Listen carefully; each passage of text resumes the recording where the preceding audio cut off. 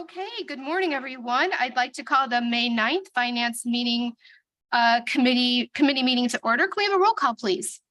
Member Cahill, Member Chaplin, Here. Member Childress. Yes. Member Covert, Member Desart, Member Eckhoff, Member Evans. Here. Member Galassi. Member Garcia. Here. Member Guston. Member Krajewski. Member LaPlante. Member Ozag. Member Rutledge. Member Schwarzy. Member Tornatori. Member Yu. Member Zane. Okay, great. We have a quorum. Do we have any public comment this morning? Okay, no public comment. Just a few quick remarks. Today, we have two very important presentations on our agenda. The Open Gov presentation, which I'm very excited about. Vice Chair Krajewski and I had a sneak peek last week of the Open Gov program. And I think it's probably one of the best $100,000 investments this board has made. The Open Gov purchase will allow better budgeting and planning going forward. And it's going to be have a lot more transparency with our budget process. So I'm really looking forward to that. And Jenniferson will be coming up, giving that later in the meeting. And then for the past month, Jason Blumenthal has been working with our special legal counsel on the and the party chairs on our precinct committee maps. And we received public comment on those. And they have worked really hard to rework in some of the recommendations from the public comment. And has our legal counsel comes up and present later in this meeting. Just keep in mind that this is such difficult work, these precinct maps. It's complicated. We have to have a precinct. Each precinct has to include a congressional district, a legislative district, a representative district, and a municipal district. And this is very, very complicated work, but I think we're going to hear some good news from our legal counsel. So I'm looking forward to hearing from both of these presentations later on today. So with that, I'll move. Can I have a motion to approve the minutes from our finance committee from April 25th? Second. Motion by member Childress, second by member Guston. Any discussion on these? Okay, seeing none, all in favor? Opposed, the motion carries. We move on to budget transfers. Can I have a motion on FIR 012323 budget transfers 592223 from various companies and accounting units? I had a motion by member Desart, second by Michael Childress.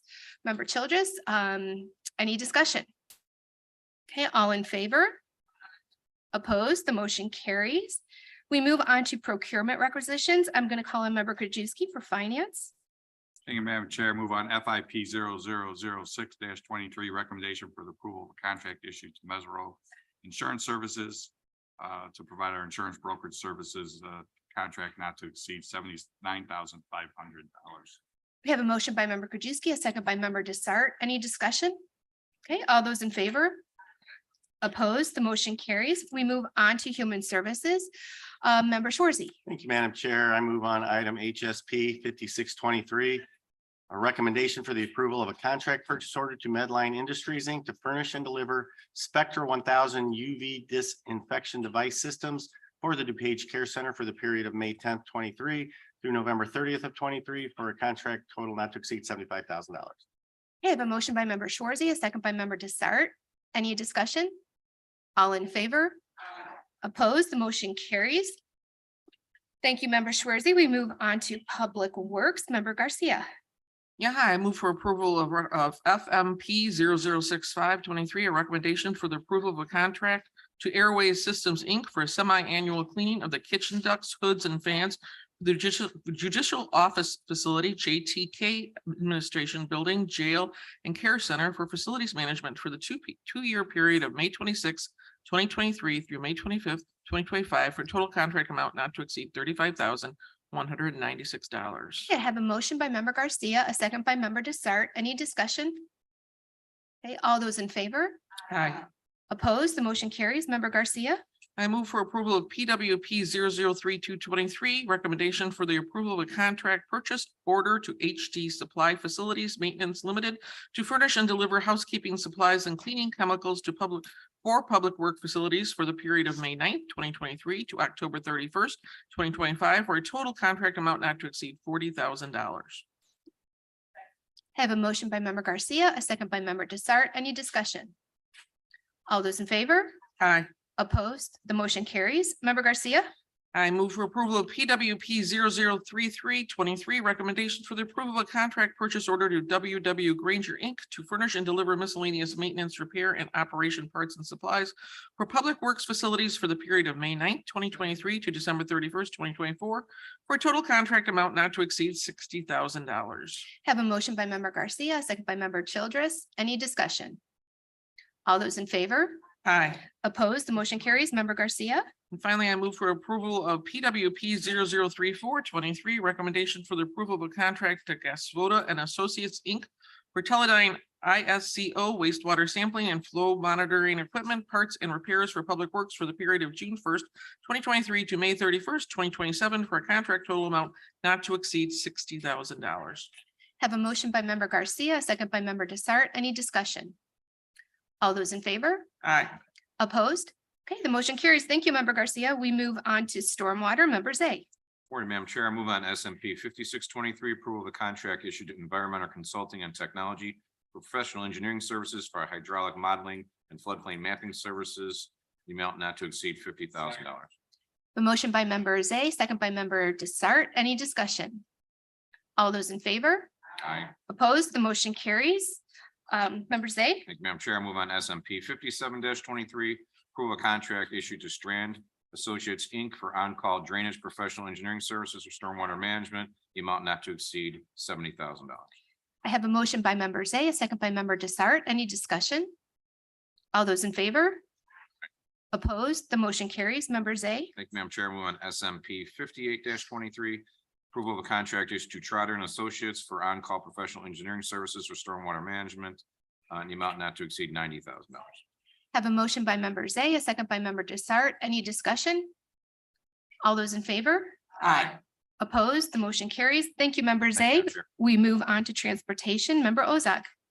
Thank you, Madam Chair. I move for approval of DTP 0193D18, amendment to resolution DTP 0193C18, issued to BLA Incorporated for professional design Phase 2 engineering services for improvement along County Highway 9 Lamont Road from 83rd Street to 87th Street, to increase the funding in the amount of $20,663.27, resulting in an amended contract total of $558,111.19, an increase of 3.84, and a cumulative increase of 26.43%. I have a motion by member Ozak, a second by member Desart. Any discussion?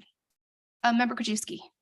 Yeah, this is just my dish. I was wondering why we keep having the increases on this, for the engineering. Now Chris is around. Is Chris online? Does any Chris is not, I believe Bill is here. Bill? Bill? Do we have anybody here that can answer? Oh, Bill, Okay. are you online?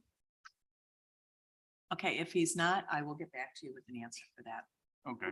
Can we get back to you before Sure. county Yeah, board? yeah, that's fine. I was just curious. And then, because I know that two down from here, I think is another engineering firm on the same project too, which kind of had a question. It's Lamont and between 83rd and 87th. So we have another one on 3 is the same engineering service allegedly, but it looks like for the same project. Okay, So- we'll make sure that transportation gets back to member Ozak before, or to you and Thanks. before that. And get an answer. Yep. Thank you. Yeah, thank you, member Krajewski. Any other questions? Okay, all those in favor? Aye. Opposed? The motion carries. Member Ozak. Okay, I move for approval of DTP 0258A22, amendment to resolution DTP 025822, issued to Complete Fleet to furnish and deliver automotive repair and replacement parts as needed for the Division of Transportation to increase the contract by $2,529.99, resulting in an amended contract total amount of $32,529.99, an increase of 8.43%. Motion by member Ozak, second by member Rutledge. Any discussion? All in favor? Aye. Opposed? The motion carries. Before we go on, we do have, Bill, did you want to come up and There, We can- thank you, Bill. get that answered for member Krajewski? Thank you. Krajewski, you were asking about the Lamont project, is that correct? Right. So I'm sorry, I just That's ran right. up, I'm out of breath. Later in the hallway. Yeah, good. Yeah, I'm CPR trained, so it's okay. So the increase to the 3% increase is because of some of the extended work that's been going on related to property acquisition. So it's just put us into a little bit more design work, and we've had to increase the cost or increase the engineering cost related to the design. But yeah, work. this is 3.8, but the total now is 26. Right. So it seems like, and then is it one doing the land and one doing the engineering? Because this next one we're about ready to approve is the same, another engineering firm on the same project. The next one is for the construction engineering. So that's the consultant who monitors the contract when the construction actually begins. So Okay. that's the next phase of the And project the other one was doing the land acquisition, and and the design. we just didn't budget enough. to It's begin been, with. it's been more than we expected. Yeah, unfortunately, it's the land acquisition is always the part that you just Well, can't. then is this, I anticipate. mean, because this is a 3%, 4% increase to get to 26% increase. Are we increasing enough, or should we be, so you not keep coming in front of We've, us? we think we've increased enough. Okay. We're trying to, we're No, trying no, to. I get it. Yeah. Okay, thank you, member Krajewski. Member Desart, did you have a question?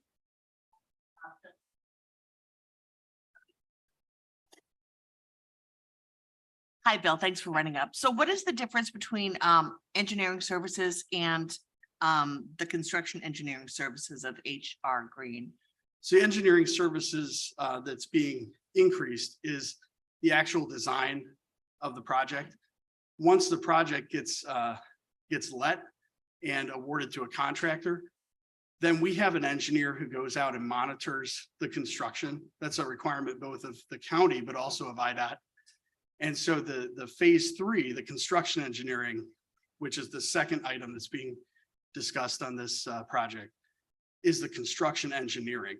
So it's the resident engineer who's out there monitoring the actual contractor Okay. doing the work. Thank you so much, because I also had that question in my mind about why these two contractors were doing the same piece of roadway, basically. But all right, thank you Right. so much, Bill. Okay, member Krajewski.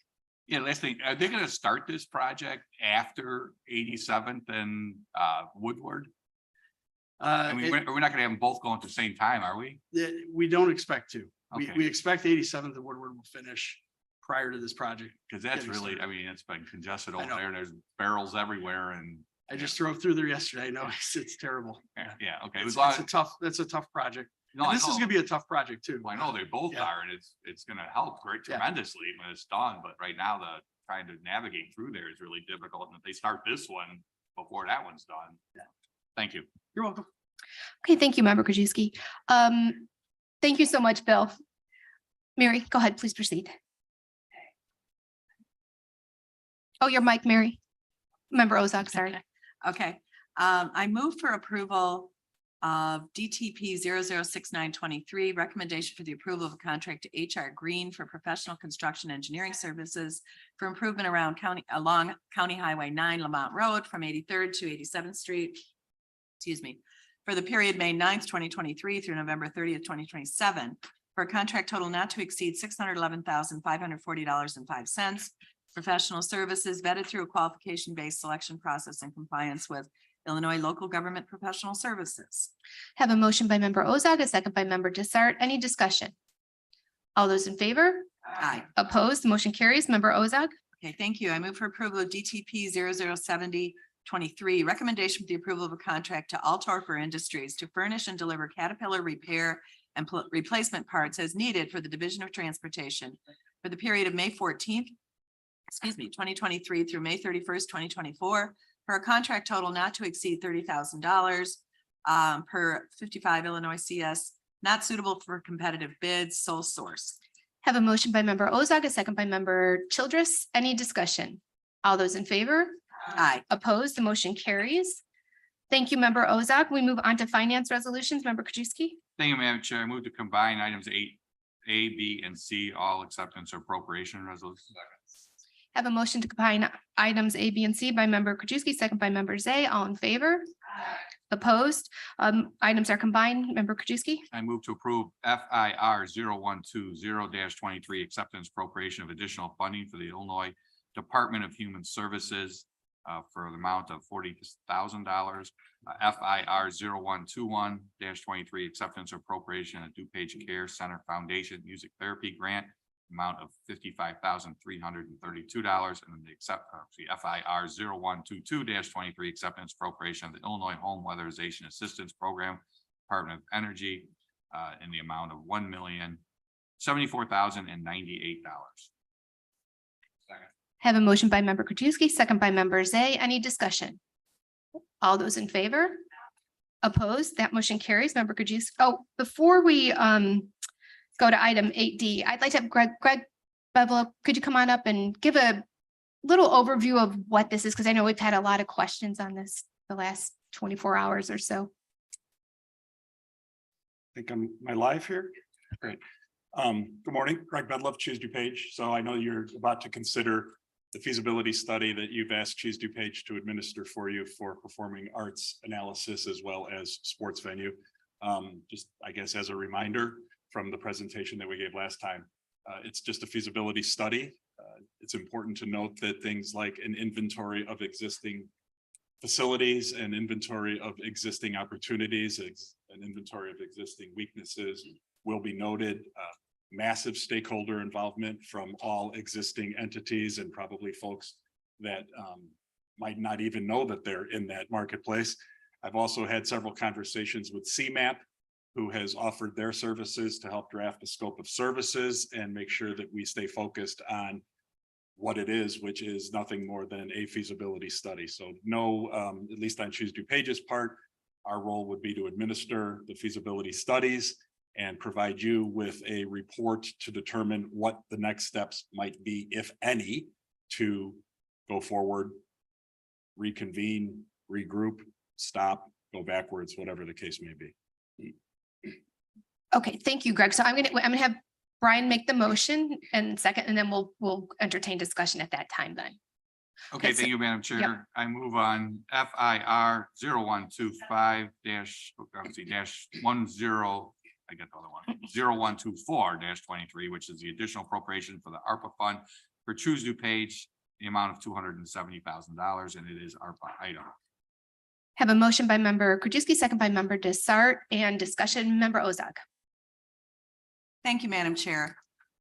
First of all, I want to say that I am very proud of how this board has spent ARPA money. And I think we've done a great job really helping the business community, special services, all sorts of entities with the COVID money that we've had from the federal government. And this is part of that.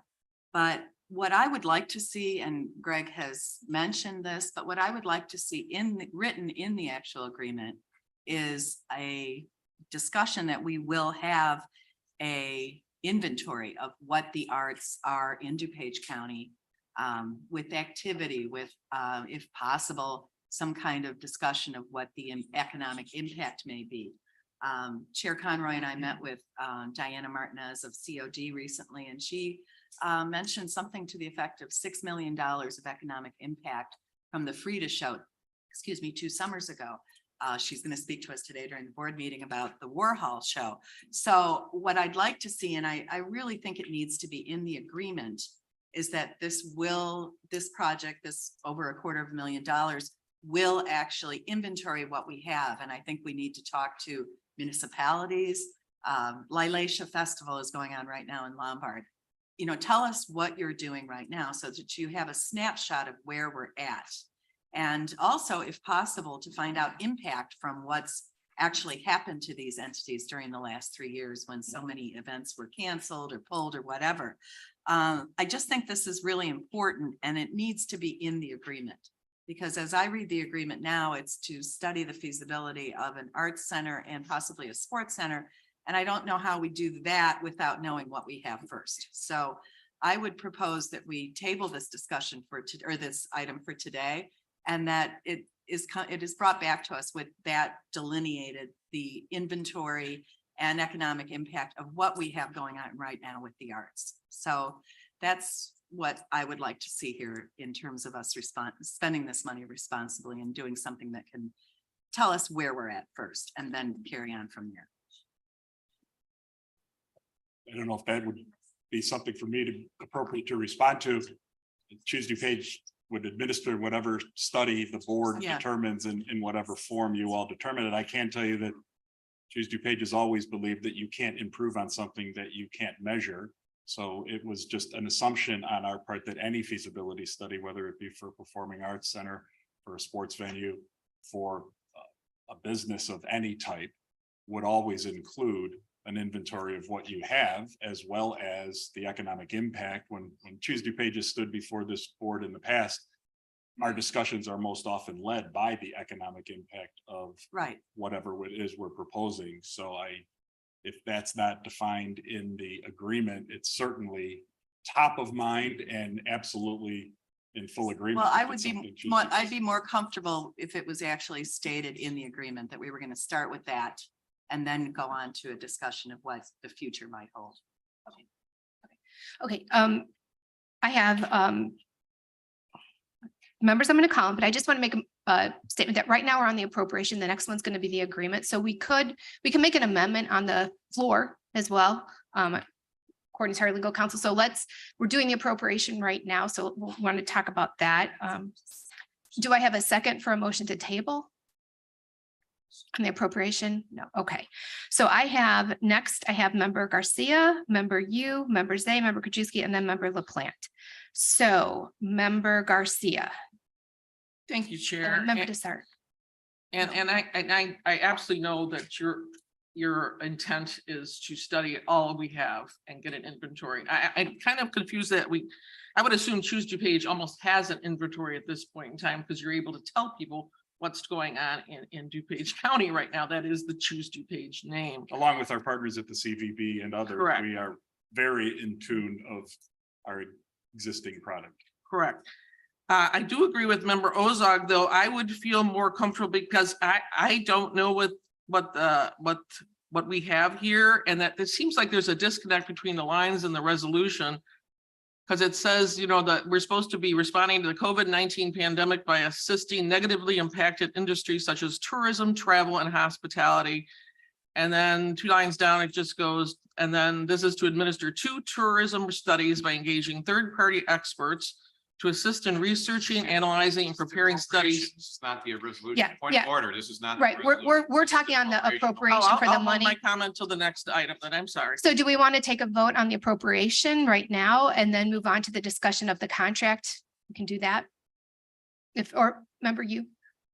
I actually had a question about the breakdown of the $270,000 and how it was being appropriated. Yes. Is that appropriate? Yes, here? that would be appropriate. Okay. May I ask my question? Absolutely. All right, thank you, yes. Madam Chair. So thanks, Kurt. So I really appreciate what Choose DuPage does, and as a member of the Economic Development Committee, I'm really excited about doing anything that will help with development and revitalization of our community. But I did want to ask, this $270,000. I was kind of looking back to see, how much are feasibility studies or projections, those kinds of things. And I've noticed in environmental committee, we've done a feasibility study. It was around $50,000. And, there have been other feasibility studies. They're about $80,000. And so this 270,000 seemed like a much higher number. And I wasn't sure if there was a breakdown of what this entailed. And also I believe it's a third-party contract. So it wouldn't be us and a vendor and that relationship. It sounds like it would be us with you and then you doing a third-party contract with another vendor. And so that's another reason why I like more information. So we haven't put the scope of services on the street yet. We have worked with CMAP to help us define an appropriate budget for other feasibility studies in similar fields that have been conducted. And all signs have pointed towards between $100,000 and $150,000 for a study of this intent to include inventory and multiple stakeholders, et cetera, et cetera. Choose DuPage has always worked with county finance on kind of a not to exceed mantra. If we determine or if we find out that the dollar amount is less once the bids come in, or once we determine what consultant would be used, the money that would go to Choose DuPage, the administrative fee, I believe, is $10,000 for each study to convene and to lead and to put the ultimate report together.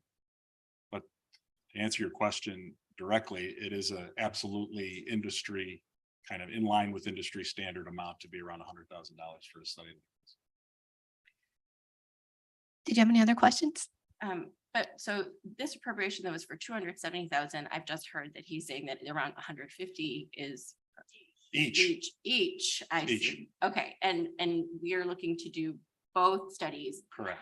even though it's my understanding that we did do some kind of feasibility study back in 2013 with regard to the Performing Arts Center. Am I incorrect about that? We did a very modest analysis of existing inventory and some demographic analysis of the marketplace circa 2013, when Choose DuPage was in discussions with a major performing arts venue about a possible DuPage County expansion. But that study was kind of singular in purpose for one location with one entity with one potential outcome.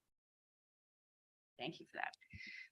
Thank you, member Yu. So, did we want to vote on do you guys still want to ask, do we have any more questions on the appropriation? Okay, Not to exceed, so if they only use 200 because the bids come in less and the administrative cost, then the money comes back. right. And as we're talking about this, and we mentioned CMAP, and I know we're going to be doing a regional look on this study as well. Would there be any buy-in from other communities on this study, or the regional group that we are in? GSEP, the Greater Chicagoland Economic Partnership, of which Choose DuPage is a participating jurisdiction, Yes. has already discussed this and has, when you use the word buy-in, forgive me, I don't think there'll be a financial buy-in from other jurisdictions, but there would absolutely have to be, when we talk about things like an inventory, what's on the near borders to DuPage County, because that impacts the feasibility of something happening in DuPage County. If it's 20 feet outside the border, it certainly must be considered. And GSEP has already agreed to participate with what we're trying to do. Okay. All right. Thank you. All right. Any other questions on the appropriation? Okay. All those in favor? Opposed? Okay, that motion carries. Now, member Krajewski. Thank you, Madam Chair. Now I move on FIR 0125-23, which is approval of a grant agreement between the County of DuPage and Choose DuPage for ARPA funds in amount of $270,000. ARPA item. Okay, I have a motion by member Krajewski, second by member Desart. Then I have member Guston, member Ozog. Okay, hold on. Guston, Ozog, LaPlante, Krajewski, Garcia. Okay, Rutledge. Okay, I have all your hands. Okay. All right, so member Guston. Thank you, Madam Chair. Craig, thank you very much for your presentation. All the information and the wealth of your knowledge is wonderful. So thank you for that. I do agree with some of my counterparts with respect to an inventory, find out exactly what we have with respect to inventory, but also to open up a conversation and particularly include, I know we're talking about sports and arts, unless you feel as though arts include festivals of sorts. I don't know if the study will reflect festivals and those types of activities, which a lot of research now is saying that people coming out of COVID need that interaction, that social interaction, helps with depression and anxiety. And also it's just good for mental health to have that socialization that comes along with the arts. I know that there was slated an ice rink that would have been converted to a concert venue up on Ferry. That's probably not going to come to fruition. But I would like to see the written document to be a little bit more specific and include these options also. Yes. Yeah. Thank you, member Guston. Member Ozog. Thank you, Madam Chair. What I'd like to consider is adding to this, to the proposal, wording to the effect of an inventory of current performing arts, community events, and sports organization facilities and economic impact where available, so that it is in the agreement. Because if it's not in the agreement, it doesn't pass. It does not seem like responsible spending to me. I think we need to say what we plan to do. And I don't see how we talk about sports centers or a performing arts center if we don't know what's actually going on right now. For instance, I think Elmhurst is talking about developing a performing arts center.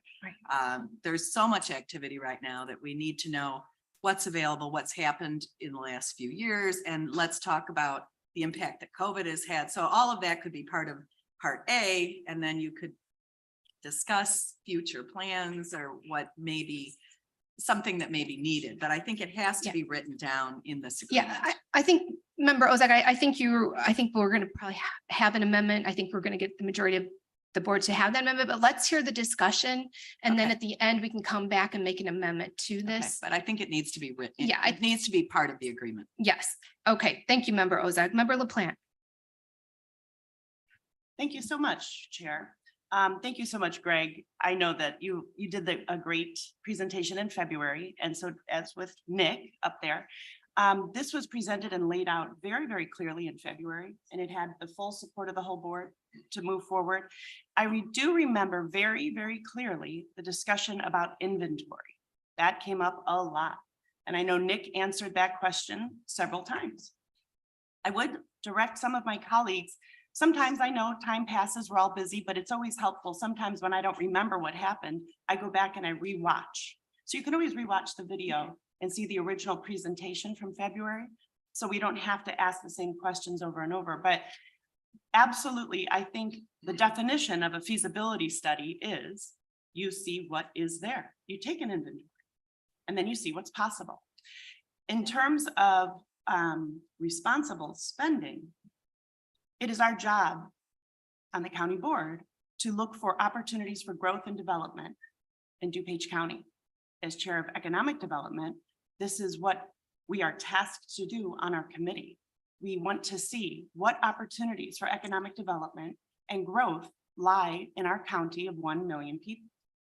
To a feasibility study that was done 10 years ago, in a normal timeline, 10 years is a long time. Post-pandemic, that's a lifetime ago. So, and as Greg pointed out, that was for a very specific, very, very different type of study. So I think that this is fiscal responsibility, looking for opportunities for growth, to bring in revenue and to see what is available. I think everyone understands the definition of a feasibility study. If not, maybe Greg, that's what you can explain. What is a feasibility study? So we make sure that everyone understands, but to me, it's pretty obvious that it means you see what's there and you see what's possible.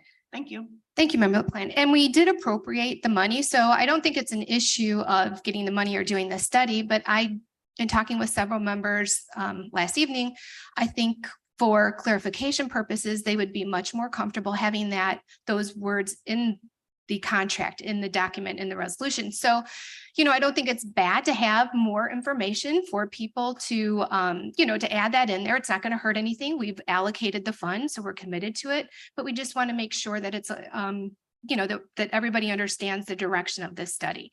So thank you for your comments. Member Krajewski. Thank you, Madam Chair. And I have no problem with it. Feasibility 101. Any feasibilities, I've been in local government, mayor, and here for 20 some years. You do a feasibility study, of course, you look at what you have. I remember the first one I was involved in 1999, became mayor, looking at a conference center feasibility in Downers Grove.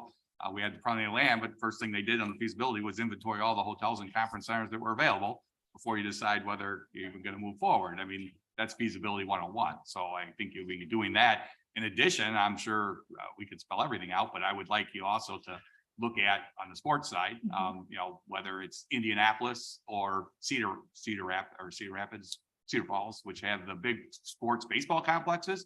What's the economic impact of something like that? That'll show, if we put something like that in DuPage, what the economic impact is. But and I am going to go on the field trip when you guys go look at the baseball diamonds. I've never been there. I know Member Zay, I'm sure, has been there with his coaching the kids, but those facilities, everything I hear are great, but I'd like to see what they look like, what the economic impact is, but I assume that's all going to come out in a feasibility study. So Yeah, whether we say it in there or not, the first thing though, when any feasibility study is done is if you're looking to do something, you find out what's there.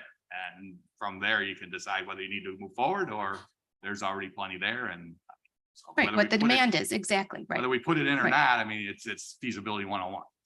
Thank you, Member Kajewski. I have Member Zay. Thank you, Madam Chair. You know, what we're doing here is just basically, Choose DuPage is not doing the study, are they? Third parties doing the study. In all likelihood, So then you're gonna have a contract with them and you're gonna spell out exactly what you want in that contract. which is why we thought engaging CMAP to help with the scope of services and other regional planning groups and other regional economic development organizations was going to be absolutely essential to giving you all the product that Choose DuPage has always felt So you want to see from us. you're hearing pretty loud that people want certain things written into that Very loud. third party agreement, so I don't know why there would be a reason to amend on the floor on this. But also talking about this, the sports complex, I did serve with, on the Convention Bureau's task force many years ago, and we can do an inventory all we want, and we have tons of fields in DuPage County. But there's things called pillars we talked about. Carroll Stream Park District has turf fields. They're not gonna give those fields up because they wanna make money for their park district. So they have their local leagues, they have adult softball leagues, they have private firms that come in and rent them. What you wanna look at is, again, a sports complex that somebody is running. Somebody like a Ripken, somebody like Indianapolis, someone like Bo Jackson, somebody like that, where you bring multi-facilities in, where it's not only baseball, it's softball, it's soccer, it's lacrosse, brings in boys and girls from all over the country. I mean, that's the thing. I mean, we could try to do something. I can guarantee you there are tournaments going on all weekends here in DuPage County that we don't know about. We've got plenty of fields, but again, if we could bring in a major complex that could run, that would bring in economics, bringing in teams from all over the country. Like we talked about, when I traveled to Lexington, Kentucky, we were Illinois, Kentucky, Michigan, Wisconsin. That's what you want to bring in. You want to bring in more of a huge, better crowd traveling, where you're just not getting teams where the local teams are bringing in teams from Woodstock or whatever. You're bringing teams in for others. So that automatically brings in your hotel rooms. That brings in your overnight stays. That brings in your shopping, brings in your kids going out to every Buffalo Wild Wings in the area for dinner. That's what you're looking at, because we already have a lot of that now, but we're looking to expand it and make it more of a regional asset for DuPage County. And to your point, I would also respectfully submit that, like we saw with the natatorium, you not only have to do that analysis, but the financial analysis of an existing venue sacrificing what has long been their bread and butter for the one-off, the two-off events versus what a national promoter might be willing to pay to have that event, and how that delta financially could be bridged. It's all part of the study. Yeah, and members that you bring up some great points with the sports facilities. You know, years ago, my son played travel soccer. They converted the polo fields in Oak Brook into they had a tournament there, right? So you're right. We might have the facilities here, enough of all the facilities here. And maybe this study might show us that, you know what, putting money into the facilities that we have already might, help with that. But I think, you're bringing up a lot of good points. There's a lot of tournaments that we're having probably this weekend that we don't even know about. So thank you very much, Member Garcia. Yeah, thank you. And a lot of my points have already been made. And I do agree that one of our jobs here as a DuPage County board is to enhance our economy here in DuPage County. I absolutely agree with that. But I personally did not attend feasibility 101. I didn't go to that class. So I'm just making sure that we are transparent to the people who may not know that is something that's going to be automatically included, which is an inventory study. So I'm just looking if we can just get a little bit more clarification in this resolution so that when people read it, they know exactly what they're going to be getting. That's what I'm just doing. Choose DuPage would have no objection to whatever language you guys want to add to the amendment. Thank you, Member Garcia. Member Rutledge. Thank you, Chair Chaplin. I have full faith in Choose DuPage to bring this type of a study to us that will include, the inventory of what we do have. I guess my comments are, I've watched this board over the last several years that question money going toward marketing. And as a small business owner, you live and die by marketing. People don't know you're there if you don't tell them. So I think from the aspect of increasing our tax, our sales tax from outside of the county, whenever we can bring those people here, we should. And I fully support, both the sport and arts. I think that, again, I'm confident in the language you will put into that study and that you will give us all the information that we need to make those decisions. Yeah, thank you, Member Roach. I don't think it's so much that we don't trust Greg Bevelow to do what that is. I think it's the perception from what we're hearing from the outside that maybe some smaller venues are concerned that we might be wiping them out because we're looking for a huge facility. So I think to calm everybody, the arts community locally, that it would be productive to say that we're not, this is not to necessarily build these huge facilities or this huge performing arts center, but to see what we have, to see what the demand is, to see what the need is. And if there is a need, then we move forward.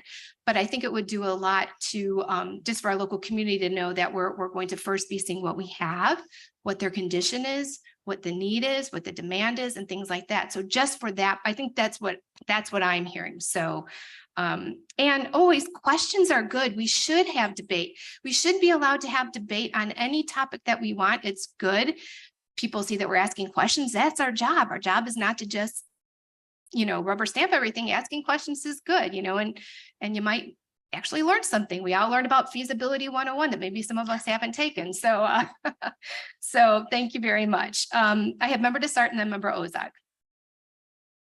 Thank you. So this body just moments ago unanimously approved the appropriation of the funds. So we are committed to the feasibility study. So my question maybe is for the state's attorney, what is the path forward? Because we've approved the funds, we want the feasibility study. It was a unanimous vote, but it sounds like some members want some things added to the scope of the study. And so what would be the best path for that? Would it be to table it for this week and take it up again in 2 weeks? Or what should we do? What's the path forward to add? I'll turn off my mic. Okay, now it's on. Can you hear me? There's a couple options. You certainly can table it. You could make an amendment on the floor. You could pass it now, and then we could have a written amendment between finance and board. And then at board, we would have it in writing. So there's 3 options. Do you have any questions about those options? I can go into more detail. So for those who want some changes made to the scope of the feasibility study, do you have any amendments that you'd like to put forward on the floor right now? Member Ozak. I would just like to see in writing, and after, if we approve this and it goes through choose DuPage, it's not a matter of trust. It's just a matter of having it in writing, because then you will be going for a third-party contract to get this done.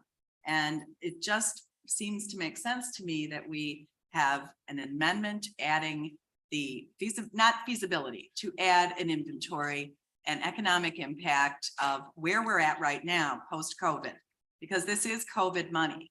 And so to find out, and this also will guarantee that we will have input from our arts and sports community, and find out about practice centers in Naperville, or what Elmhurst is talking about, what the municipalities, Glen Ellen is talking about doing a small in-town performing area. So find out what that stuff is, but I just want to see it in writing before this is taken away. It's moved on from us. So that's what I would propose, is that we just put an amendment that we are looking for an inventory and an economic impact statement of where we're at right now in both sports and performing arts. And I don't think it's a big change. It's just adding it. So it's Madam Chair, for what it's worth, Yes. those are the 2 absolute easiest things to include in a feasibility study. We know. But I just they want to see exist. them in. No, I'm fine with it. Is what Yeah, I'm saying. yeah. Yeah, it might help us write a better scope of service, Well, that's it, because you're going to be putting this on the Yeah, street. So because it's a we have direction. the existing inventory, and between Beth's office and my office, we have economic development impact software that can provide all of that information once we get to that point in the study itself. I would have no objection to it whatsoever if I matter. Okay. That's all I'm looking for. I'm not, Member Ozak. would it be acceptable to you if we work with Barb between finance and county board and come up with an amendment for county board and then amend it during county board? Yes. Okay. Okay. Because we could discharge finance to at county board and Yeah, that would be fine. I just just amend it on the floor here right now. Want to see. if Yeah, it's they just written want, down. they just want to amend it on the floor right here. Okay. Okay. Okay, let me get member you and member Guston's comments and then we'll make the amendment. So member you. I was simply going to make the motion to actually amend it here on the floor as a, or if member Ozog wants to work with you, Barb, that's fine too. We'll get it on the floor. Members say, member Guston. Thank you, Madam Chair. And I agree. I thought about just adding to the current matter and doing a motion to include current inventory in the feasibility study, but also to define arts to include events. That I think is important because arts can be defined one way. Let's make sure we include all of the arts. So that is a motion. If we can add it to the current request, I think would work.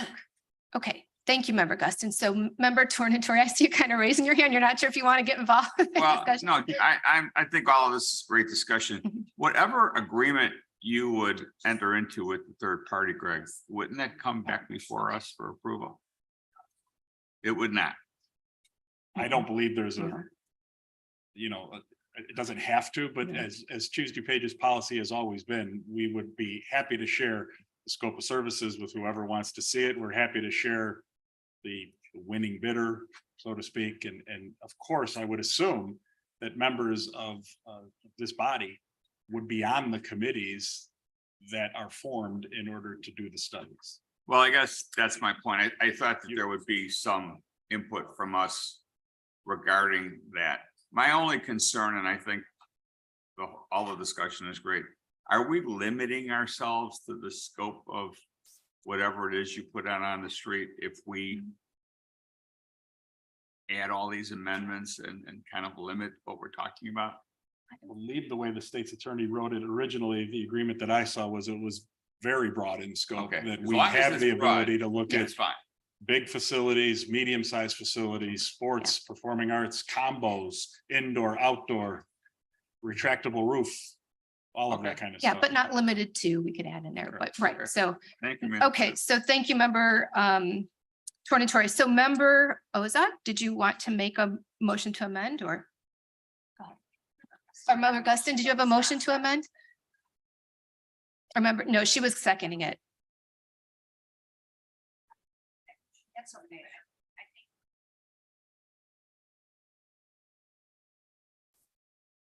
All right, well, okay.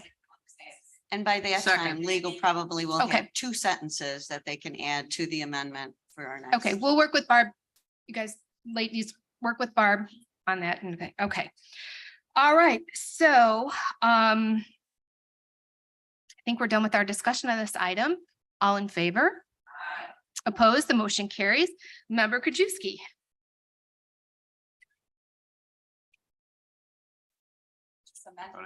No. FIR 0126-23, additional appropriation for ARPA fund for DuPage Convention and Visitors Bureau for 425,000 ARPA item. I have a motion by member Krajewski, second by member Guston. Any discussion? All those in favor? Opposed, the motion carries. Member Krajewski. Thank you, Madam Chair. I move on FIR 0127-23.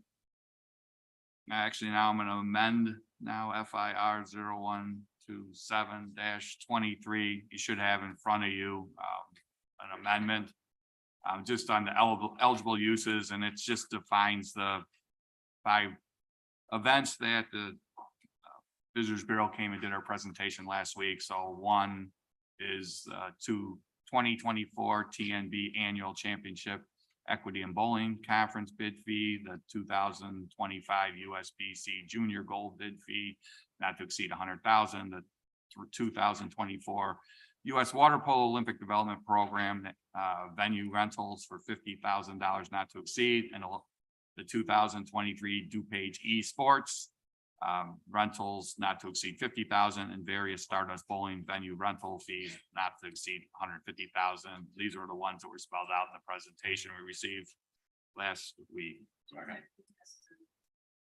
Okay, I have a motion by member Krajewski, second by member Guston on the amendment. Any discussion on the amendment? Member Desart? Oh, okay. All those in favor? Aye. Opposed? The motion's amended. Member Krajewski? Move on FIR 0128-23. Additional appropriation of ARPA funds for the DuPage Senior Citizens Council for $240,000 ARPA item. Wait, you have to vote on, it as amended. All right, the original one, the original FIR 0127-23, which is number G as amended. Okay, I have a motion by member Krajewski, second by member Zay. Member Desart. This seems kind of obvious, but I just want to make sure. So if we win, if the CVB wins the bid, of course, the money goes toward sponsorship for that organization. But if they lose the bid, the money comes back. Comes to back, DuPage. yes. Thank comes you. back Just to want to us. make sure. Yes. Okay, thank you, member Desart. Member Krajewski? Well, is the money even leaving or they just, once they have to submit it, they submit to us? Like if they have to submit the bid fee, they'll ask us? I for it? believe they have to submit the bid fee. Is that correct, Mary Kat? They're going to submit the bid fee and then we'll release the funds. All reimbursement. So yeah, Okay. yes, correct. Thank you. Okay, any other discussion? All those in favor? Opposed? The motion carries. Thank you, member Krajewski. Go ahead. Thank you, Madam Chair. I move on FIR 0128-23, additional appropriation for ARPA fund for the DuPage Senior Citizens Council for $240,000 ARPA item. Motion by member Krajewski, second by member Zay. Any discussion? All those in favor? Aye. Opposed? The motion carries. Member Krajewski. Thank you. Move on FIR 0129-23, approval of a grant agreement between the County of DuPage and the DuPage Senior Citizens Council for use of ARPA funds, $240,000 ARPA item. Motion by member Krajewski, second by member Yu. Any discussion? All those in favor? Aye. Opposed? The motion carries. Member Thank Krajewski. you, Madam Chair. I move on FIR 0130-23, additional appropriation for ARPA fund for the Conservation Foundation Farm to Pantry Program for $93,600 ARPA item. Motion by member Krajewski, second by member Yu. Any discussion? All those in favor?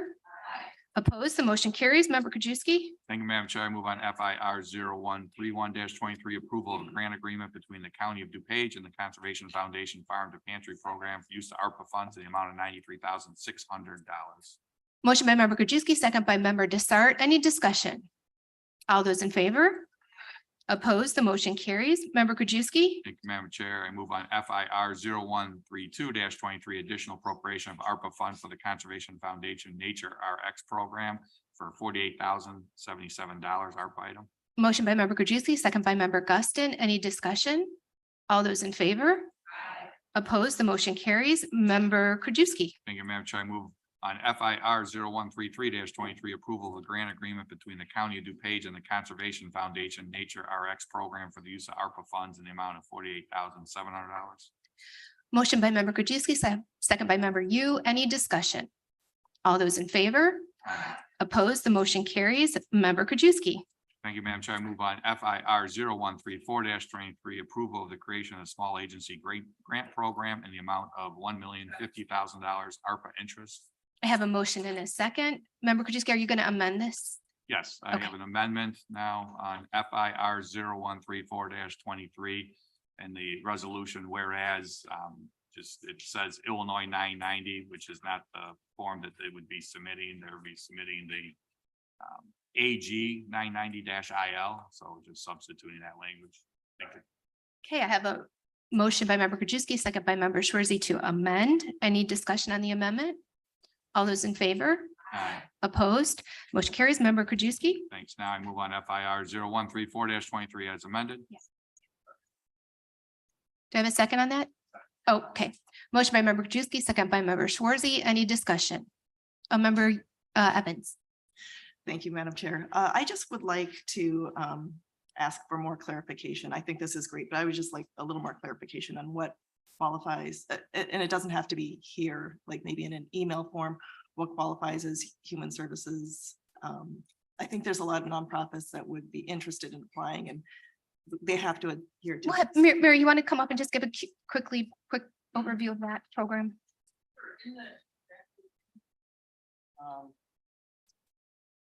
In the resolution or in the agreement, it very specifically lays out under eligibility what areas, recalling that any contract, any grant that we issue using these funds has to be, it's really a contract for performance with an expectation that a service is being performed. And it's a service that the county has the statutory authority to fund. So what we did here was we laid out the specific areas of human services. So they are programs and services in the areas of economic development, including job readiness and literacy, education and mentoring, housing and shelter, behavioral health services, substance use disorder treatment, or food assistance. So those are the eligible categories. Thank you. I had read that. I just wonder if education and mentoring, that seems pretty broad. Is there anything that we need to restrict that to? Well, it would be a 501c3 organization, so obviously schools aren't going to be eligible. It would need to be a small nonprofit that's, things like tutoring, ASL classes, those kinds of things. So like mentoring, would mentoring leadership qualify? Mentoring youth, I think would be Mentoring youth leadership, or does it have to be? Absolutely, no, that qualifies. As long as they're under 300,000 and they're 501c3. Okay, good. Thank you. Okay. Thank you for your questions, Member Evans. Any other Member Garcia? Just a quick question, Mary. Do we know when this portal is going to be available for people to actually start sending in applications? Well, once it gets passed today, what the resolution says is it will be open within 10 days of the date of this resolution. We wanted to give ourselves a little bit of a window in case there were any tweaks that were done on the floor here. Okay. I think what we'll do is I'll work with both finance and the communications office to make sure we've got all of our ducks in a row. We'll probably open the portal, I would say probably sometime next week. We want to make sure that we've got press release ready, that we've got information to get out to the agencies that are interested, that the portal's ready to go, that we have sort of our internal processes together before we open it up. But we'll make sure that all board members are notified. We'll obviously put it on social media. We'll do press releases. So I would say probably by the end of next week, but I don't want to, Thank you, Member Garcia. Now, Member Guston, go ahead, please. Thank you, Mayor, for all your hard work on this. One quick question. Is there a closing date? Will the portal according close, to according to the resolution, the portal will be open for 60 days. Only 60 days. Okay, thank you. 60. 60. Yes. Thank Yeah.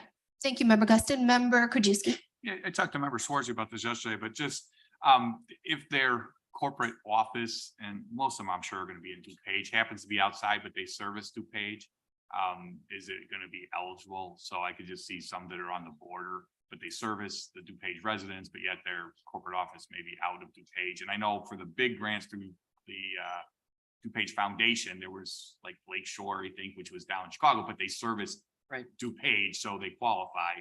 I didn't know, we may have some border towns. Yeah, absolutely. So that may provide in the Roar DuPage or Naperville, and provides in the Naperville, yet they're not for profit. That's correct. So we didn't put anything in there about the physical location. So what we asked for was what percentage of the individuals you serve are DuPage residents. Okay. So it's really, we wanted to give board members flexibility for exactly that reason.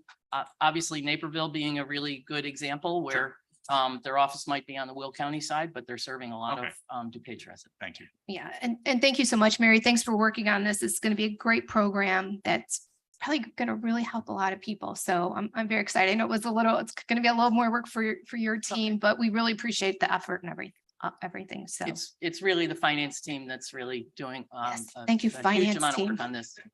So great. Okay, any other discussion? All right, all those in favor? Opposed? The motion carries. We move on to information. I'm going to call on Member Krajewski. Thank you, Madam Chair. I move on to receive and place on file informational items: A, payment of claims; B, appointments; and C, grant proposal notifications. Okay, I have a motion by Member Krajewski, a second by Member Schwarzy to receive and place in file items A, B, and C under informational. Any discussion? Okay, all those in favor? Opposed? The motion carries. Thank you. We move on to presentations, and I'm going to call up Jennifer Sin to do our Open Gov presentation. Come on down, Jennifer.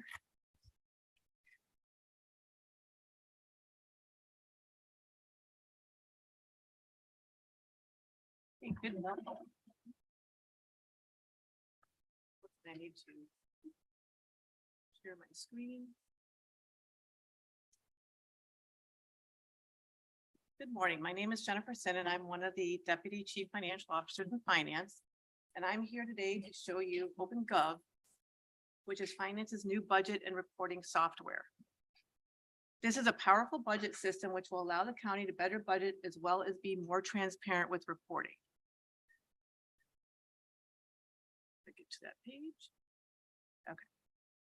So the focus of this presentation is going to be on the reports.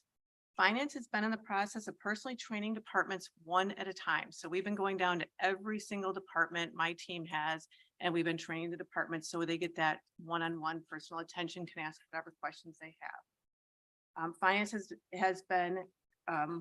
creating an online budget book with FY 2024 budget, which will be interactive with reports, graphs, and tables. This will be available for the public, and once this is available, we will send a link to each county board member. After this meeting, all county board members will receive an email from OpenGov. And then I will also be sending out a user guide so that email will come. You'll get one email from OpenGov and you'll get one email from me with a brief user guide on how to use this. So once logged in, you will get, your screen will default to where you were last. So mine typically comes up to reports. You will only see what you have access to. So you can see I have a lot of reports. So on the left-hand side, we have a ribbon here. You have the network. This shows all the other users of OpenGov in the country. Reports is where we're at now, which is going to show all the reports that we've currently created. Budgets is where the departments are going to input the budgets. Data is where we have all the chart of accounts housed, as well as all the data from Infor. The portal is where this is going to show the visitor traffic to the budget pages once we go live on our website for the budget book. So we'll show all the traffic, all the data that we have published. It's going to show the traffic of who's visited and everything. Initiatives is a new feature that got added on here after we started implementing OpenGov. So we've not been trained on that yet, but that will be something that we're going to follow up on. Stories is where we're going to be creating the online budget book. So I'm going to start here at the reports. So you can see up here, it says Reports Classic. This is what we're using right now for all the various reports for all the different departments. We have Reports Next Gen. This is in beta mode right now. So they're currently testing this out and it's not live yet. So we're not using this quite yet. And then we have dashboards. So what Finance has been doing is we've been creating dashboards for all the various departments. So I'm going to go over there now to the dashboards. And I have actually created a dashboard for all the county board members, and it's called DuPage County Financials. So I already have it open over here, and I can continue to add to this as anyone has requests for any type of reports. Don't hesitate to email me or call me. So I've started with, I have a general fund report, which is going to show all the revenue and expenses. So I'll click on that to start.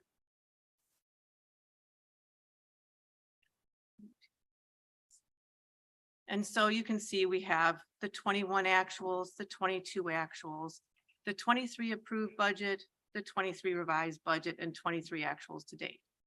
So the orange are the expenses and the green is the revenues. So if you continue to scroll down, you'll see, oh, it lists out the revenue and expenses. You can continue to drill down this way. Like if I want to look, I kind of want to look at sales tax to see how that's doing.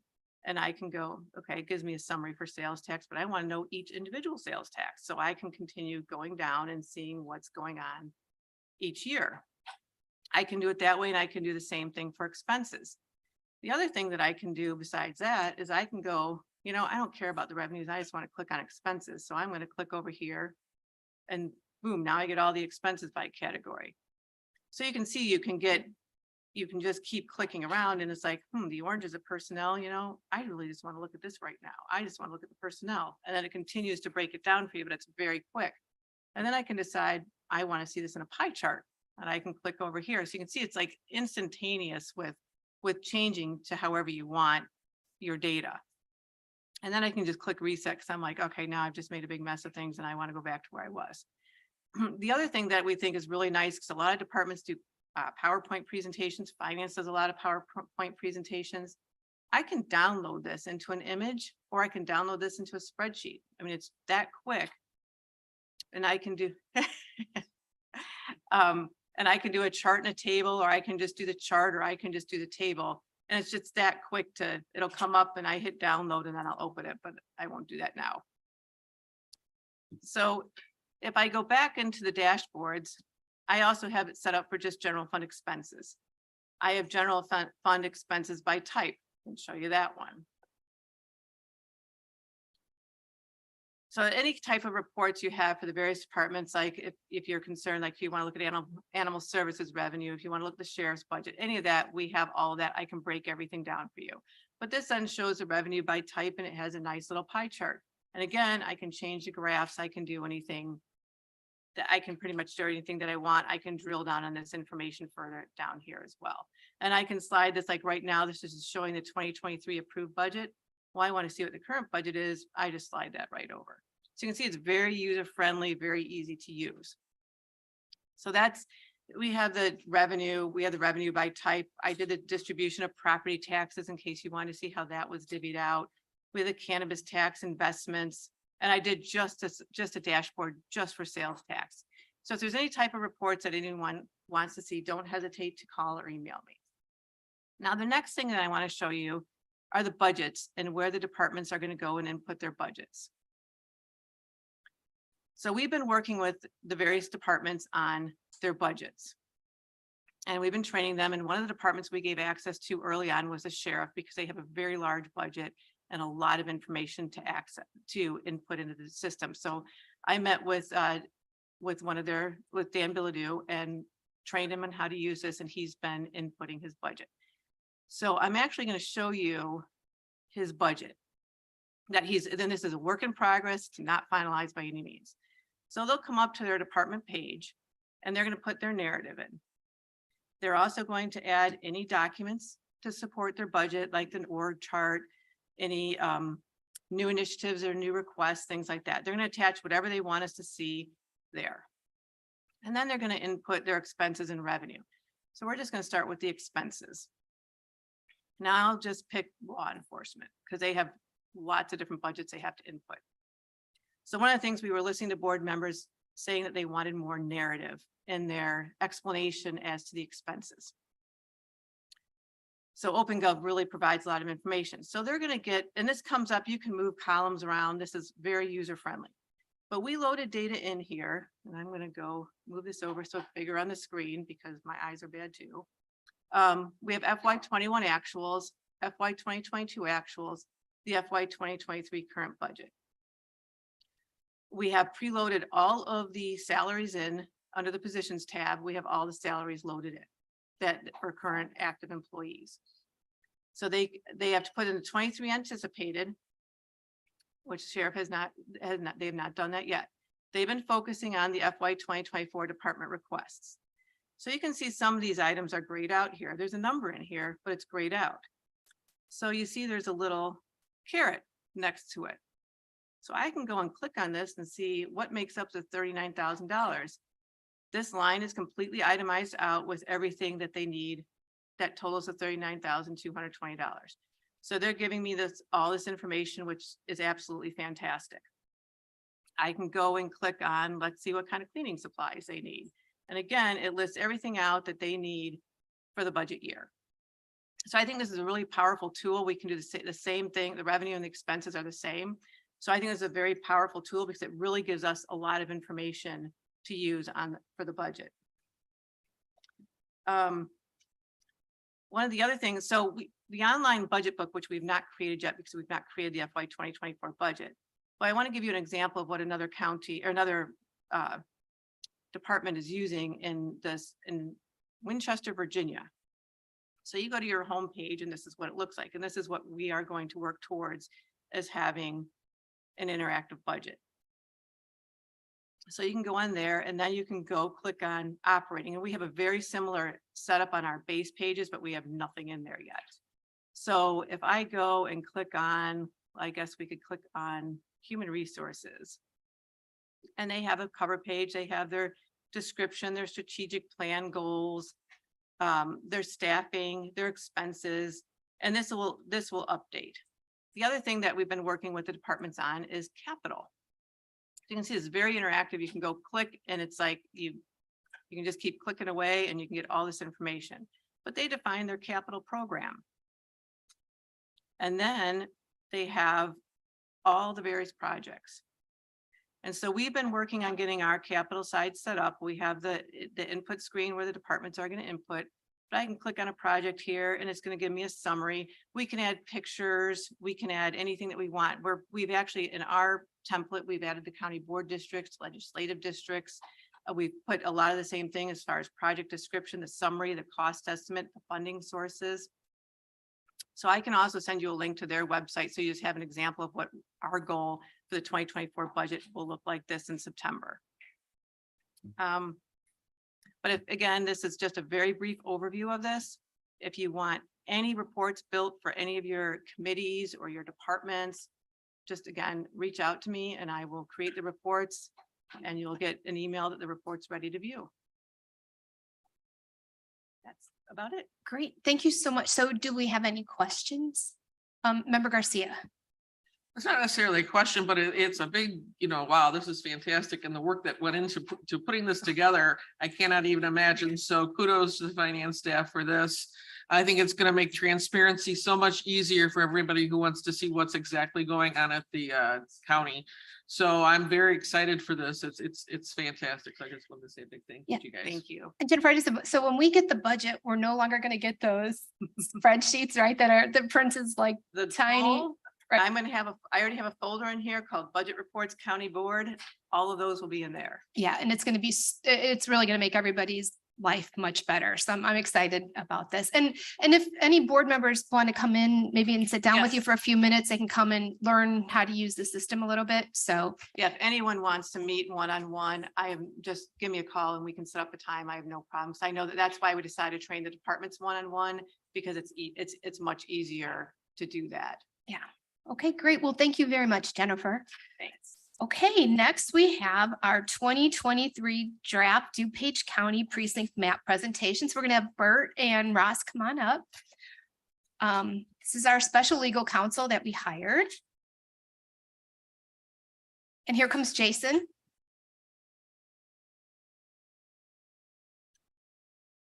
Hello, everybody. Thank you. Good morning. Thank you, Chair Chaplin, and thank you, members of the board. So this is your monthly update on precinct maps. Past month, we've taken in public comment from the online forum that we launched at the beginning of April last month. I can't remember. Tom, do you remember how many we had public comments? Yeah, 20 something public comments. We reviewed each comment. If some did make sense, we made some adjustments based off that. Sorry. We also talked to party leadership, took their comments and any other comments. During that review, we found some that worked. That's incorporated in this presentation or these maps. Sorry. So that's included in today's revisions. But with us today, we have Special Assistant State's Attorneys Bert Odelson and Ross Seckler, and they're going to just give a little background and the legality, and then also their thoughts on these maps. So I'll turn it over to you guys.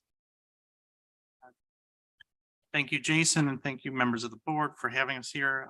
First, my name is Ross Seckler, and this is Bert Odelson. You may remember us from the redistricting of the county board maps, and it's a pleasure and honor to be here again.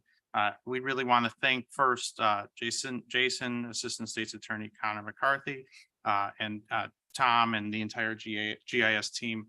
This is I'm sure it's clear, and you can see in the maps.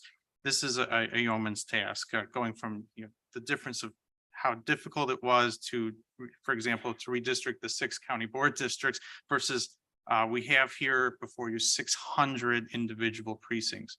Now, I'll note that because of this change in the law, we were able to reduce the number of precincts from 930 to 600, which is provides for a lot more efficiencies and a lot more benefits to the county, and we'll get into that. Overall, an overview,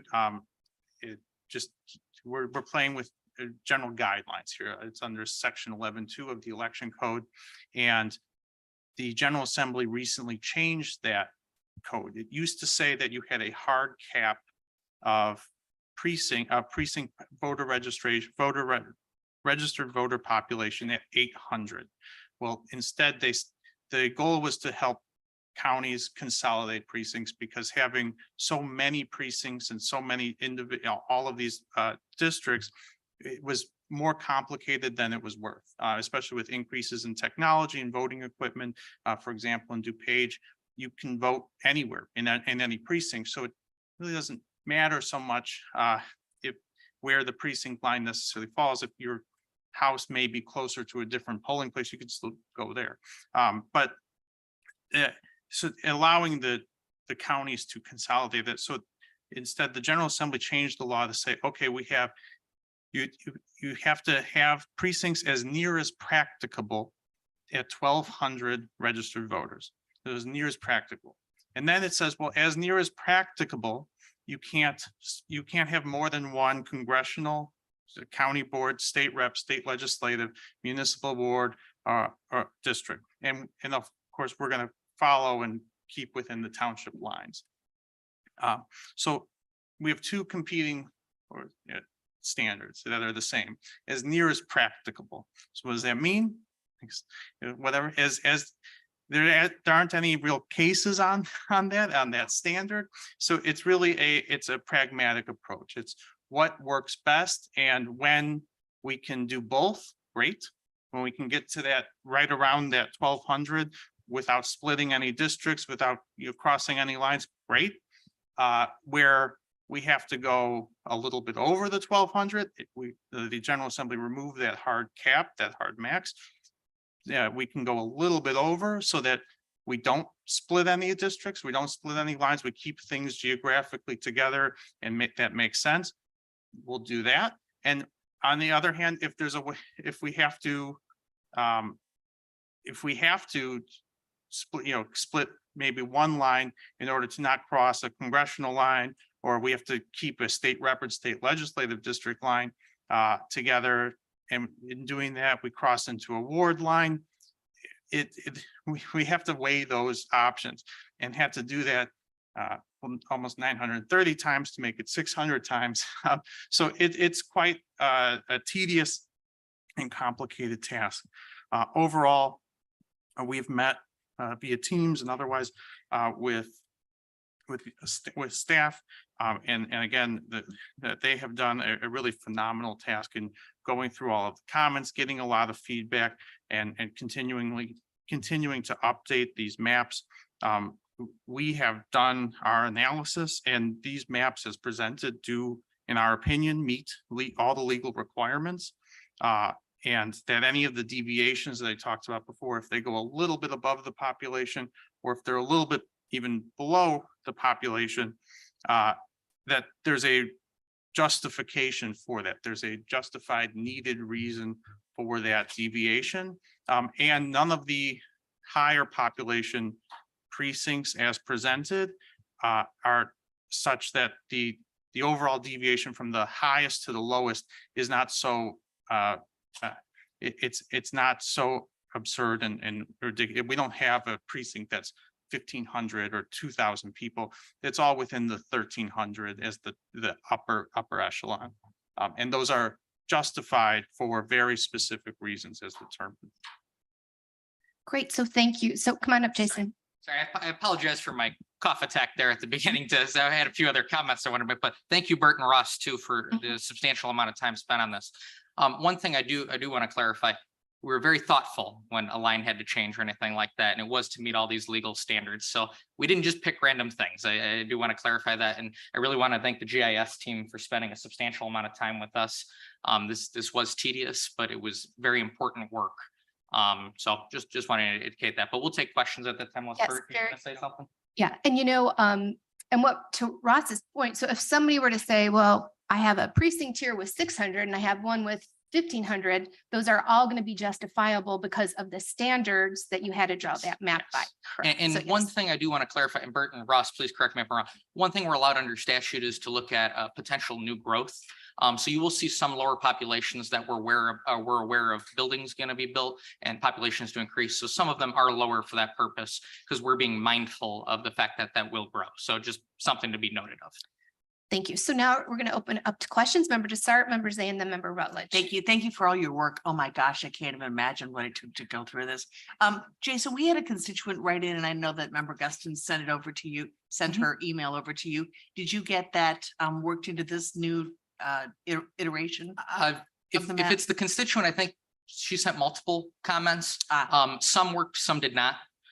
So I can't off the top of my head remember which. I'm sorry, we've changed so many lines that they've all merged together at this point in my head. Okay. But some were available. Yeah, consideration. some were taken into consideration, but not all, not 100% of them Would you could look work. back on that? Because we should let that constituent know that her views were taken into consideration, or why they weren't, or why they couldn't be worked out. We Sure. could get back to that. Yeah, that sure. We constituent. can Thank give you. it. We can give her an answer. In the bigger picture, so Chair Conway's February 14th memo regarding these maps said that today is the very last day to review. Is that true? Because we're going to vote on the maps in June. Thank you. So just so constituents know, we're Yeah, that's done a now. great It's question. over. So again, Ross and Bert, correct me if I'm wrong. We're required to pass this, or we're only allowed to pass this resolution in one of the June meetings and or the immediately preceding meeting after June if it's continued. So that would be first meeting in July. We're hopefully going to have it done before that. So technically in the next month, yes, if people have some refinements or comments, please reach out to me as the memo indicates, and we can go from there. But I think a substantial portion of the changes have probably been completed. As Ross has indicated, their legal analysis has indicated that these are strong maps. So I mean, I don't want us to defer too much for the fact that we have looked at everything at least twice. I can tell you that, and we've tried to make every change possible. But yeah, there's opportunities. We can leave the public forum open if needed, but we can leave it. It's just at some point I need it to end. Yeah, at some point I need a cutoff point. And as far as the chair's memo, it's today. We could possibly look at, if you have a comment or something, we could possibly look at it, but I can't promise anything. All right, thanks, Jason. Bert, Ross, Madam Chair, thank you so much. Mr. Zay, I think that you were next. Yeah, thank you, guys. Now that we're at this stage, how much cooperation was there with the clerk's office on this? Their election manager came in to see some of it just to kind of help us So they have not been part of this really. Not really, no. So here's my next suggestion for this board. I'd like to see, now that we have the maps done, we've gone from 900 to 600. What's their plan? How many polling places are going to be shut down? And now we're gonna have larger precincts going into polling places. We had some precincts last time where they only had 6 of the little cubicles for 4 precincts, which had long lines of people waiting in the hallways. At some point, we have to start working with the clerk's office and say, okay, here's the precincts. What's your plan now, how to adjust on polling places? Because we went from 900 to 600. So how many are going to be shut down? The lines are different. So there might have been a polling place in, precinct X, now that's in precinct Y. How are they going to be able to adjust to that and figure that out? I know you can vote anywhere, but a lot of people still like to vote in their neighborhood and want to vote where it's locally and it's convenient for them. So.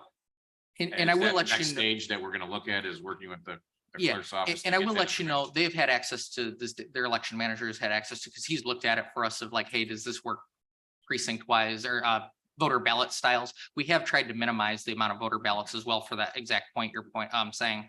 So we will continue to work with them, and I will see, I can ask them those questions. We're going to need a plan for them, because I'd like to know how many polling places. I think a lot of people then next will be, okay, well, my precincts changed, the numbers changed, all that, it's great. But now where's my polling place going to be? That's going to be the next question. So, Yeah, and I will gladly start having the conversation. If the consensus Once we here pass today the is this maps, is pretty much, yeah, this is where we're at, we will definitely work with them on that matter. Okay, thank you. Yeah, thank you, Member Zay, for the question. Member Rutledge. Thanks, Chair Chaplin. So this was kind of a great exercise, because not only did I work with, I worked with party chairs in my township on both sides of the aisle. They came to a consensus of the couple of tweaks that they wanted to see on their map. in one precinct, there was a railroad that went through the precinct, things like that.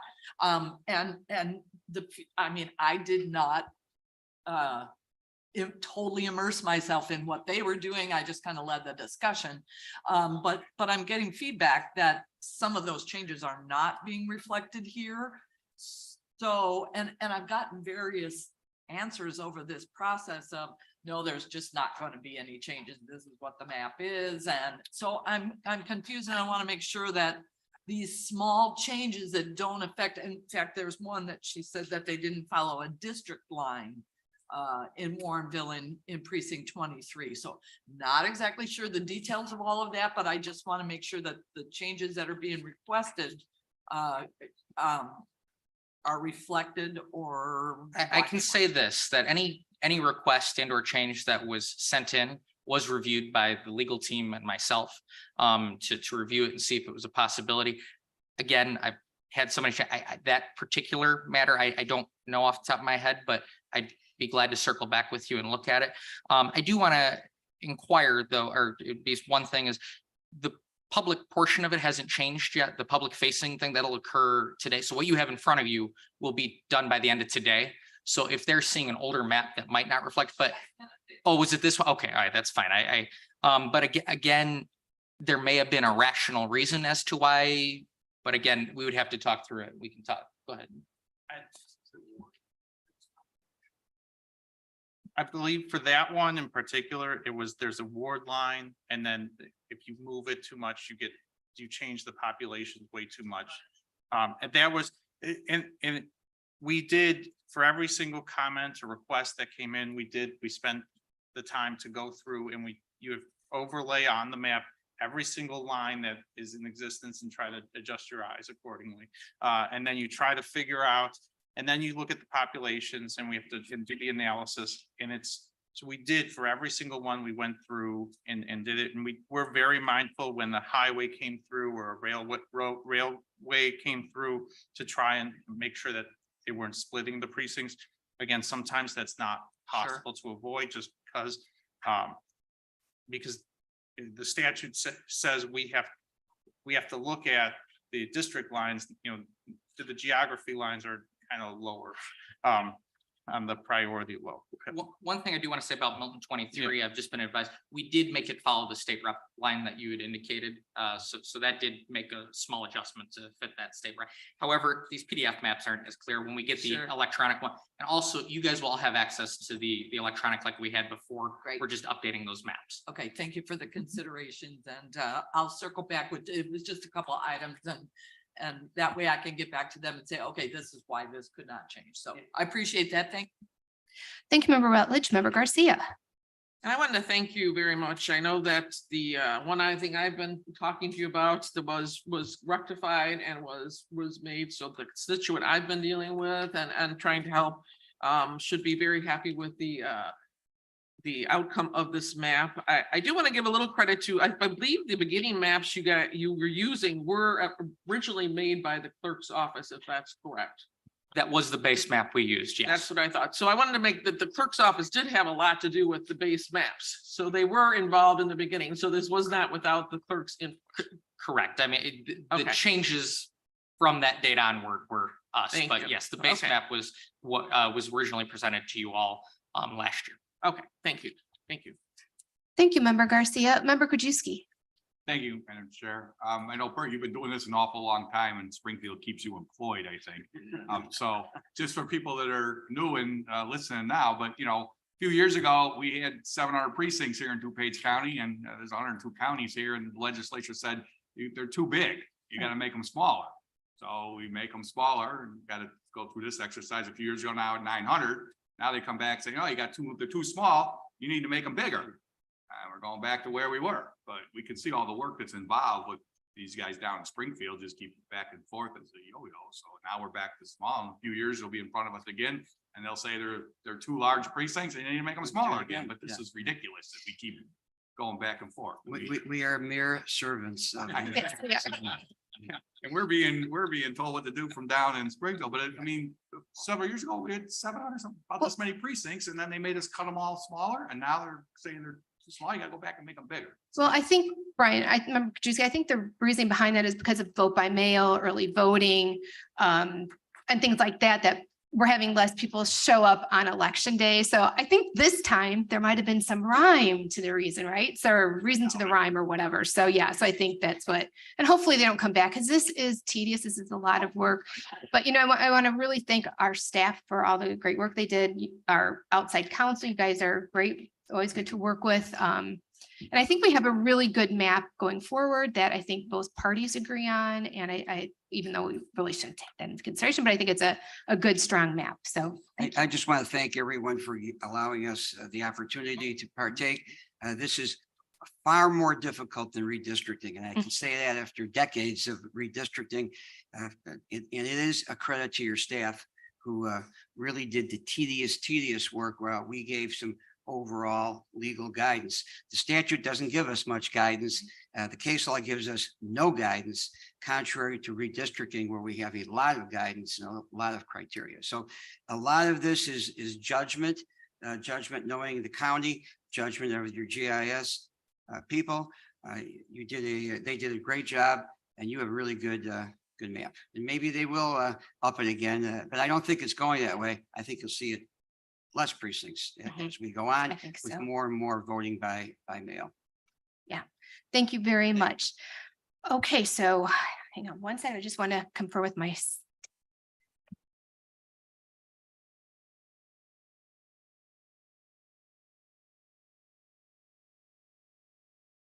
member Krajewski. I'm going to give you the floor for an amendment I guess I'm under gonna old business. bring back, what the resolution number here. Find it. So back to our 8G, which is, or no, C, 8F, FIR 0126-20, no, Yeah. C. Wait, hold on. Yeah, It's hang on. FIR 0125-23, which was our approval of our grant agreement with the It's county. G. No, it's F. It's F. Yeah, no, it's It's E. No, it's It's E, the one I just the did. agreement, yes. E, FIR 0125-23, which is the county of DuPage and choose DuPage for the ARPA funds of 270,000. I think staff just passed out the exhibit A. We're gonna amend that, what we passed earlier, to include number 16, which is economic impact. The study shall include an inventory of existing facilities and a complete economic impact statement of existing sports and arts facilities. If I get a second on that amendment. Okay, I have a motion by member Krajewski, a second by member Galassi, to approve item 8E as amended. Okay, discussion, member Guston. So impact study, we're only including facilities, brick and mortar, correct? And We're not including football fields, we're not, so we're not including events, we're not including festive arts. You want to I take guess that? That's where the definition was kind of Yeah, so stated. talked with staff about that, actually made a couple of additional phone calls.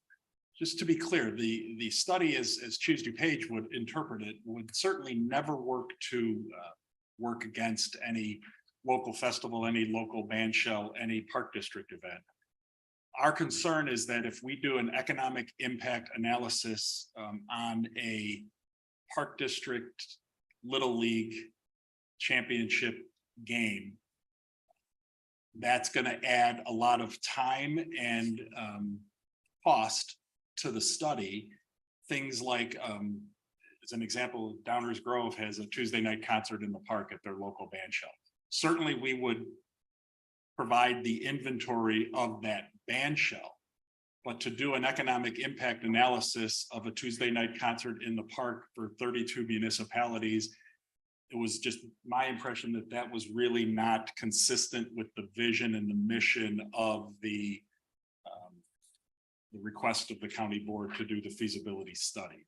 So I guess I'm just a little worried that if we go to that level, and that's a poor word choice, but if we start talking about a basketball tournament in a local high school, does that should that get included in the overall economic impact of sports in DuPage County, number one, and number two, how do you do that? How do you quantify that?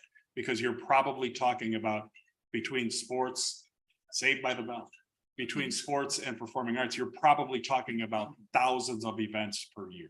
I think what I was envisioning, Greg, is more like the DuPage County Fairgrounds and what events happen there and that type of thing, which. And that's a facility that is kind So of. that's gonna be considered a Absolutely. facility. Okay, I just wanted to Absolutely. make sure, because I didn't know if it Yeah. was gonna be a facility or not, because it's grass. There are some buildings. Yeah, but- absolutely. That would be, my belief would be that that would be something that would be supported. Okay, any further discussion on this amendment? Okay, all those in favor? Opposed, the motion carries. Thank Now I you. move on, the FIR, the 0125-23 is amended. I have a second. Motion by member Krajewski, second by member Ozog. Any discussion? All in favor? Opposed, motion carries. Any other items under old business? Okay. I just want to thank the committee today for the good discussion. I always believe that more discussion, it's really a good positive thing, and we shouldn't take it as a negative. We should always look at it as a positive, especially when we're being all very respectful like this. I think it's really good for everyone. So that's all my comments. Anything under new business?